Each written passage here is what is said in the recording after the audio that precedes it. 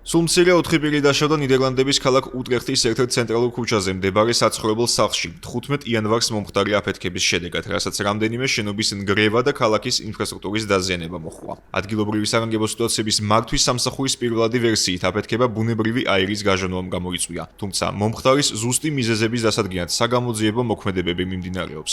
უტრეხტის მერის განცხადებით, ამჟამად ადგილობრივი ხელისუფლებისთვის განსაკუთრებით მნიშვნელოვანია წარმატებით დასრულეს იმ პირთა ძებნაშველის ოპერაცია, რომლებიც შესაძლოა ნანგრევების ქვეშ იმყოფებოდნენ. რამდენიმე დაშავებული ყავს, თუმცა მათი რაოდენობა ჯერ კიდევ ზუსტდება. ამასთან არ ვიცით მაგალითად დარჩა თუ არა ვინმე ნანგრევების ქვეშ.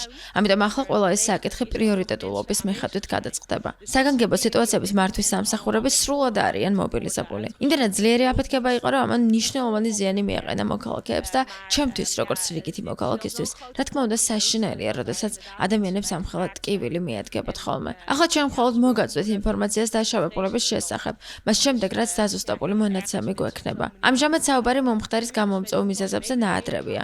შემიძლია გითხრათ, რომ პოლიცია ატარებს საგამოძიებო მოქმედებებს.